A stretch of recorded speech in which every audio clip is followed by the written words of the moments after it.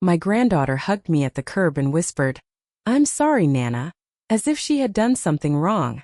That night in my coat pocket I found a school visitor badge with my name on it, stamped in red. Not approved. The title is true. She apologized. Then I saw the badge.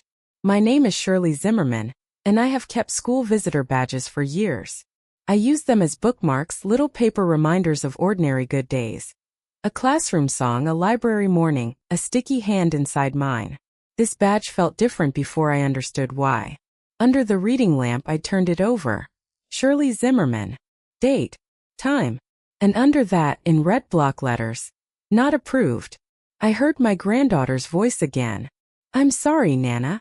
I remembered the way she glanced at Lindsay before hugging me. Soft and quick.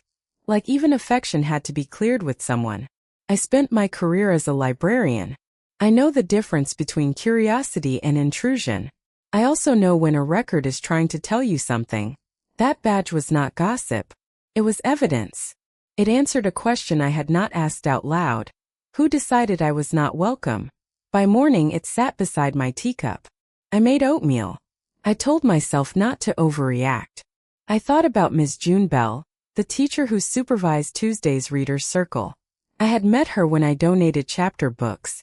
She had patient eyes and the kind of voice children trust. If anyone could explain the policy without turning it into family drama, it would be her. Still, I did not call the school. Not yet. I texted my son Tanner and his wife Lindsay. "How was the afternoon?" Lindsay answered first. "Fine. We weren't sure you'd want to come." It was last minute. I stared at that message longer than it deserved. Fine with a smiley face can sometimes cover a wound better than a bandage. There was a reason I did not challenge her immediately. Months earlier I had made a mistake at school. I heard a half-told story from my granddaughter about a classroom change, filled in the blanks myself, and cornered a teacher in the hallway. I thought I was protecting my granddaughter. What I did was interrupt a transition, embarrass a child, and make a teacher answer for something I did not yet understand. I apologized. Twice. Then Tanner and Lindsay asked me to step back from school routines unless invited. I agreed because they were right to ask. That is my flaw. I over-question. I can make concerns sound like cross-examination. In a library, a good question opens a door. At home, when I am afraid, I sometimes turn the question into a flashlight in someone's eyes. So when Lindsay wrote, "We weren't sure you'd want to come," I almost surrendered to it. I wrote back, "I understand." But I did not understand. I had written Reader's Circle on my calendar in large blue letters. I had offered to come. Lindsay had replied, "Maybe next time. It's short notice. Don't worry." Now I had a badge that said not approved. Maybe the portal made a mistake. Maybe the event changed. Maybe they thought excluding me quietly would prevent a scene. I cataloged the possibilities like books on a shelf, trying to prove I was fair. But the shelf kept leaning. 2 days later, I brought a bag of donated books to the school. I did not storm in. I did not ask for my granddaughter. The badge rode in my coat pocket beside my keys. At the front office, I smiled at the receptionist, who knew me as the grandmother who brought paperbacks and checked the lost and found for sweaters. "Could you tell me what this means? I've never seen it on my name before." I placed the badge on the counter. I can't discuss specifics about a student's day, but I can explain procedure. For school day events, parents indicate in the portal who is approved to attend. We print badges accordingly. If there's a conflict, we call a parent, not the child. Is the list dated? Yes. Dated and time-stamped. I thanked her. I meant to leave. Then near the printer I saw a log sheet through the glass partition. I did not reach for it. I did not ask to read it. But I saw enough. Columns, boxes, my name near the bottom, and the date. Tuesday. Not a later correction. Not an old list. Tuesday, the day Lindsay called last minute. The day they said they weren't sure I would want to come. My stomach dropped in a quiet library way. Through the doorway, Ms. June Bell crossed the hall with paperbacks in her arms and a pencil tucked behind her ear. Miss Bell. Mrs. Zimmerman. The librarian's librarian. I remember. I found a badge in my pocket marked not approved. I don't want child-specific details. I only want to understand the meaning, so I don't repeat a mistake. You're not making a mistake by asking politely. Policy is exactly what the office told you. Parents indicate who is approved. We follow the list. If there's a conflict, we contact the parent, not the student. She kept her voice low, not secretive, just kind. I supervised Reader's Circle Tuesday. I did have to turn one person away at the door. The badge was marked like yours. I made sure the children were already inside. So you had to act on that word. Yes. It's never personal to us. We follow the parent's instruction to keep the day consistent. Consistent. There was room in that word for my granddaughter's need for calm and my need for honesty. Then Ms. Bell added one careful sentence. Afterward, our counselor checked in generally. One child said, "I'm not supposed to talk about it," when asked where her guest was. We don't press children about who told them what. We help them feel safe. I thanked her and left with the first clear answer. The school had not invented my exclusion. The school had carried it out. That weekend, my granddaughter came over for our usual Saturday. We folded paper cranes and read from The Secret Garden. She drew 2 stick figures holding hands by a gate. I told myself our bond was still there. A bond like that does not need a visitor badge. After lunch, she tucked a blue bookmark into our book.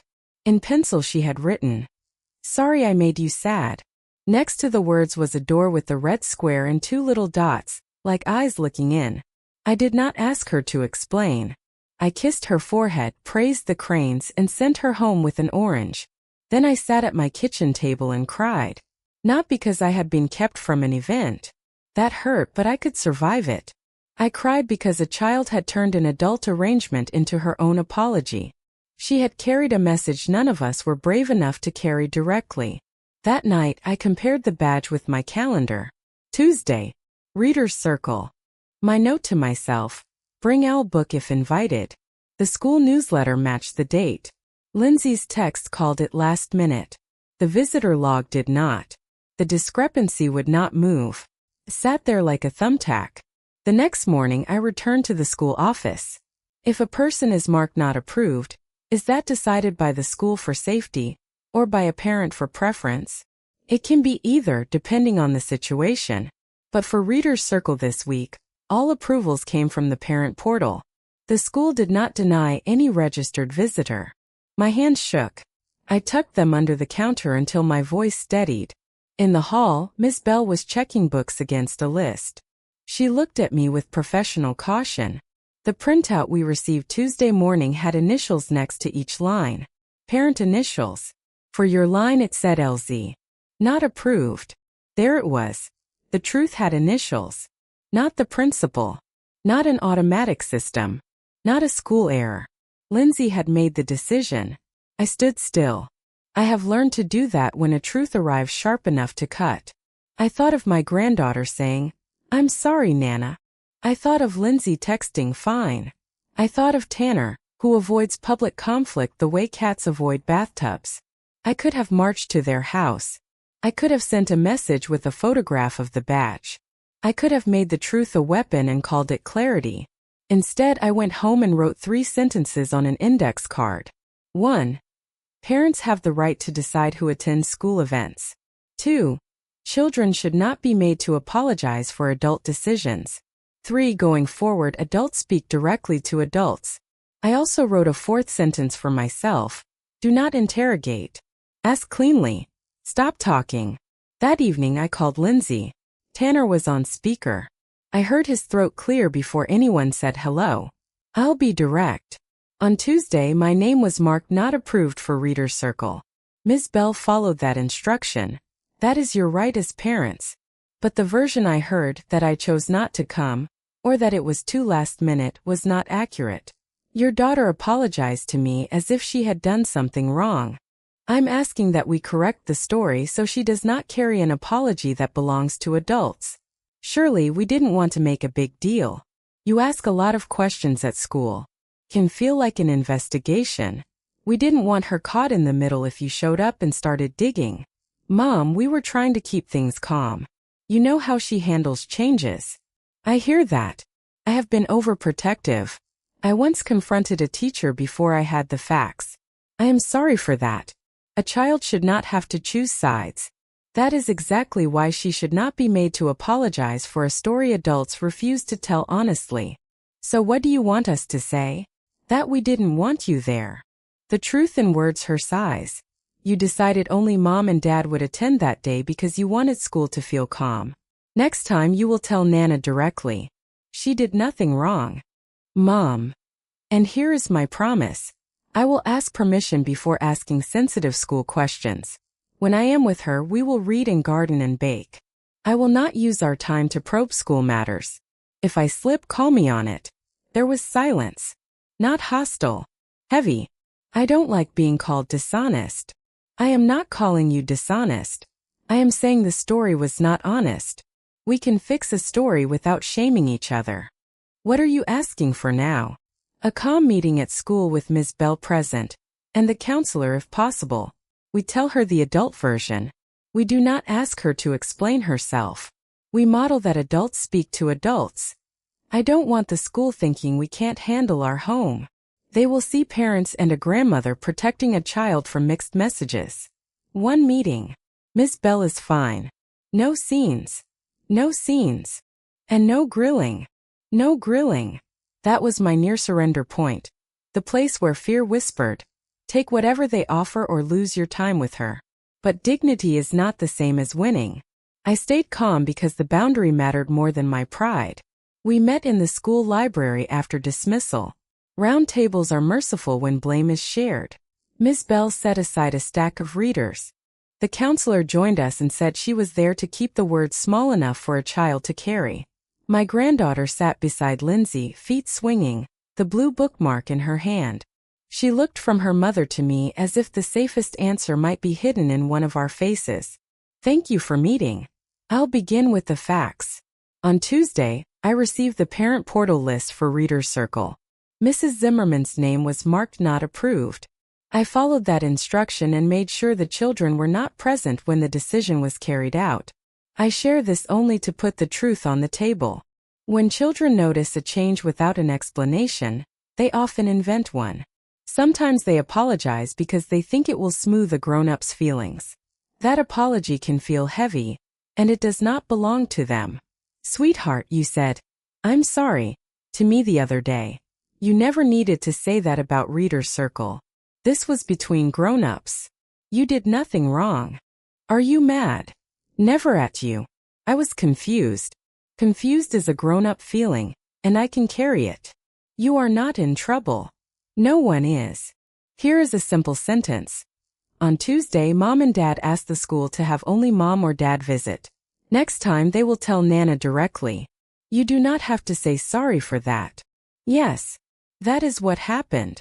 Then Lindsay told the partial truth I needed to hear, and the truth she had been trying to protect. I marked not approved because when school comes up, Nana's questions can feel like being checked. I thought if I kept the circle small, the day would be calmer for you. That is a protective instinct. Protection can help. It can also drift into limiting a child's connections. The goal is calm without making the child carry the message. I own my part. I have made questions too sharp. I do not want love to feel like a test. I am sorry to all of you if my attention became pressure. I didn't want a scene. We are always trying to keep peace in public. It wears me out. I understand. I want a habit we can live with. A good structure is, adults speak to adults. Attendance decisions stay between adults, not through the child. And for sensitive topics, use a cue. Can I ask you a school question? Then honor the answer. If I say no, is it okay? If you say no, it is okay. We will talk about anything else. You do not have to carry our confusion. Her shoulders dropped. That was the first moment I believed we had not only uncovered the truth, we had set it down somewhere safer. I took a small rose-covered notepad from my purse. It was the one I used for grocery lists and lines from poems. How about we make a list called Questions for Another Day? If I think of a school question, I will write it here and ask your mom or dad if it is a good day. If you think of a Nana question, you can write it too. We will trade questions like library books, on loan until the right time. Can I draw in it? Please. That respects boundaries and preserves curiosity. I like that she does not have to answer right away. Me too. My granddaughter drew a tiny bell, then a heart. Under it she wrote carefully for later. Something inside me clicked into place. We had not solved every old problem. We had done one clear thing. We told a child she did not have to narrate for us. When we stood to leave, my fingers found the visitor badge in my coat pocket. I had carried it like a verdict. Now it felt more like a receipt. Proof of a transaction I needed to understand and not repeat. I saw myself plainly. I was the grandmother whose affection could sound like inquiry, sometimes literally the woman in the hallway with a list. The cost had been written on a blue bookmark. Sorry I made you sad. A child does not draft policy. A child does not assign guest lists. I had almost let her believe she did. I cannot rewrite Tuesday, but I agree to what we made here. I will ask before I ask. If urgency rises in me, I will write it on the for later list. I will not bring Ms. Bell or the office into our family dynamic unless safety is at stake. And I will tell you directly if we prefer a smaller circle for a school event. No vague words. I will just say it. I will back that up. And I will stop saying later when I mean never. I do that. It makes things murky. Thank you. I knelt to meet my granddaughter's eyes without pulling her toward me. Even tenderness has habits to unlearn. You never have to apologize for grown-ups choosing what they think is the safest plan. Not to me. Not to anyone. If you feel sorry for something you did, we can talk about that. But you do not carry our stories like a stack of library books. That is for us to do. Can I still say sorry if I bump you by accident? Always. And I will say sorry if I step on your toes. That is how people dance without bruises. The counselor smiled. That is a good picture to keep. On the way out, Ms. Bell walked beside me.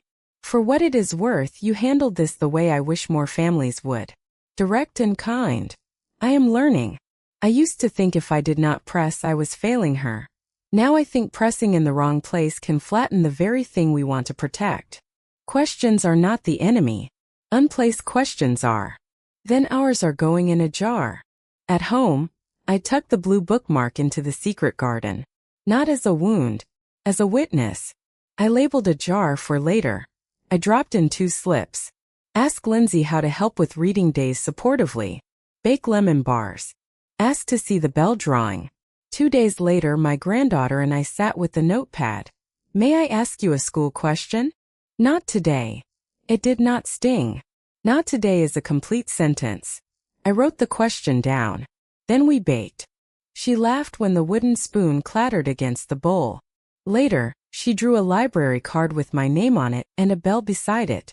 I touched the notepad and whispered the sentence that had become my compass. A child should never have to apologize for a story adults refused to tell honestly. I had not set out to write a quote. I had set out to become safer for a girl I love. The next week, Lindsay called first. Reader Day next month. We would like it to be just us again. Is that okay? Thank you for telling me plainly. Yes. I would love a picture of her with her book, if you are comfortable. I can do that. Also, she asked if she could bring the for later pad to show Miss Bell. If Miss Bell says yes, I think that would make her happy. After the call, Tanner sent a photograph. My granddaughter sat at their kitchen table, drawing a little door with a bell over it. No red square. No eyes looking in. Just a room being called to attention, not to shame. Later, Tanner called. Mom, I have been thinking. You were always the one who solved things when I was a kid. I think I took that for granted. I lumped you in with drama, and that was not fair. Thank you. I do not need absolution. I need collaboration. We are trying. Me too. Not every week after that was easy. Some days my questions stacked like unshelved books. I had to walk around the block to keep from dialing. Sometimes Lindsay posted school photos and I felt the old ache. I should be there. When that happened, I put my hand in my coat pocket and touched the badge. Not to reopen the wound. To remember the structure. Systems help crowded places function. But systems do not parent. People do. At home we built our own small system.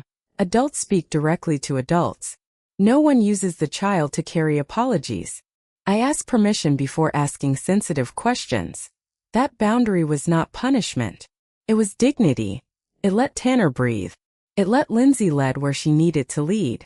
It let me love without scouting for trouble. Most of all, it let my granddaughter be a child instead of a courier of grown-up fictions. Ms. Bell once told me a question is like a kite. You do not cut the string to make it fly. You hold it steady and let it rise when the wind is right. I think about that when I add slips to the for later jar. The questions do not die. They wait. One afternoon, a teacher emailed me by mistake. I saw the subject line and knew it was about my granddaughter's class. The old me would have read it just to understand. The learning me deleted it unread. Then I stood at the sink, breathing hard, and wrote on a slip. Temptation resisted. Ask nothing. Later I showed the slip to Lindsay. Thank you. In those 2 words I heard relief. I also heard respect beginning again. This past Saturday we made oatmeal cookies. Ordinary is a word you treasure after you almost lose it. My granddaughter read aloud, then added her own line about a secret bell that rings only when people tell the truth kindly. I nearly laughed and nearly cried, but did neither. That is a bell I would like to hear. When Lindsay arrived, my granddaughter paused at the door. Nana, can I ask you a home question? Yes. Can I borrow your red mixing bowl next time? You absolutely can. That is the perfect kind of question. We all smiled. After they left, I washed the bowl and set it by the door. I added a slip to the jar, Red Bull ready. My coat hung on its peg. The badge rustled when I tugged a glove from the pocket. I left it there. Not as a grudge. As a guide. I still have the blue bookmark. On the back, in my own handwriting, is the sentence I earned the hard way. A child should never have to apologize for a story adults refuse to tell honestly. It is not a plaque for a wall. It is small enough to keep in a coat pocket, which is where the truest lessons sometimes belong. Some things stayed the same. The school's procedures, the quiet hallways, the small thrill I feel when a child's drawing includes me. Some things changed. Lindsay now calls before events. Tanner says no or not this time without dressing it up as later. I write my questions down before I decide whether they need asking. My granddaughter shows me her for later pad like treasure. Once she asked if we could draw a bell over my front door. We drew one on paper and taped it above the threshold. When she leaves, she taps it. Sometimes I tap it too after the house goes quiet. The bell does not mean punishment. It does not mean penance. It means truth told kindly.